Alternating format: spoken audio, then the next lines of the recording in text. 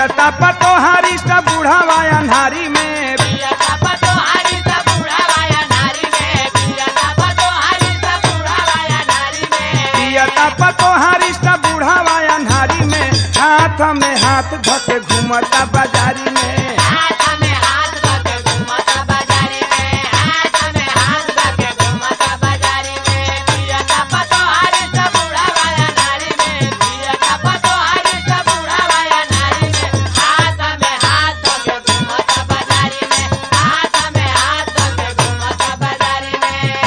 केस काला कके भइल साथा में पाठा केस काला कके भइल साथा में पाठा केस काला कके भइल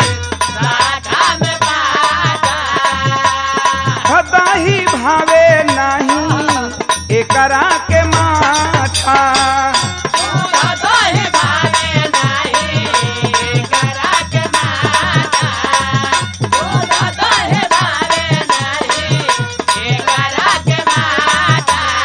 आई भाई देख एकर बाटे तैयारी में भाई भाई देखे कर बाटे तैयारी में भाई भाई देखे कर बाटे तैयारी में आई भाई देख एकर बाटे तैयारी में हाथ में हाथ धके घूमता बाजारी में हाथ में हाथ धके घूमता बाजारी में हाथ में हाथ धके घूमता बाजारी में हाय भाई देखे कर बाटे तैयारी में हाय भाई देखे कर बाटे तैयारी में हाथ में हाथ धके घूमता बाजारी में हाथ में हाथ धके घूमता बाजारी में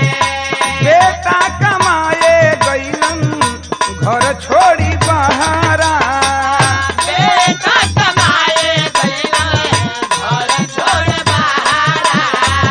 बेटा कमाए गइला घर छोड़ बहारा खिचड़ी अमावस बीतल बहरे दशहरा खिचड़ी अमावा बीतले बहरे दशहरा खिचड़ी अमावा बीतले बहरे दशहरा बूढ़ी ई बोलत नहीं कि बूझ के लाचारी में बूढ़ी बोलत नहीं कि बूझ के लाचारी में बूढ़ी बोलत नहीं कि बूझ के लाचारी में बूढ़ी ई बोलत नहीं कि बूझ के लाचारी में हाथ में हाथ धके घूमेला बाजारी में हाथ में हाथ धके घूमेला बाजारी में हाथ में हाथ धके घूमेला बाजारी में बूढ़ी बोलत नहीं कि बूझ के लाचारी में बूढ़ी बोलत नहीं कि बूझ के लाचारी में हाथ में हाथ धके घूमेला बाजारी में हाथ में हाथ धके घूमेला बाजारी में टाइट फिटिंग पहने देखो जींस जालीदार हो टाइट फिट पहने देखा जिंदा जालीदार हो टाइट फिट पहने देखा जिंदा जालीदार हो बहू से कहे कर सवख सिंगार हो बहुत कोए करो सब खा सिंगार हो बहुत कोए करो सब खा सिंगार हो पूंजी फसावताते रोज साया सारी में पूजी फसावत ते रोज साया साड़ी में पूजी फसावत ते रोज साया साड़ी में पूंजी फसावताते रोज साया सारी में हाथ में हाथ धके घूमता बाजारी में हाथ में हाथ धके घूमता बाजारी में हाथ में हाथ धके घूमता बाजारी में पूजी फसावत ते रोज साया साड़ी में पूजी फसावत ते रोज साया साड़ी में हाथ में हाथ धके घूमता बाजारी में हाथ में हाथ धके घूमता बाजारी में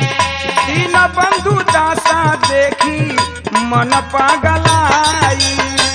दीन बंधु दासा देखी मन पागलाई दीन बंधु दासा देखी मन पागलाई जीवन हो खेना कल जुगवे में आई देवन होके ना काला जुगरे में आई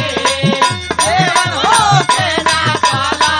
जुगरे में आई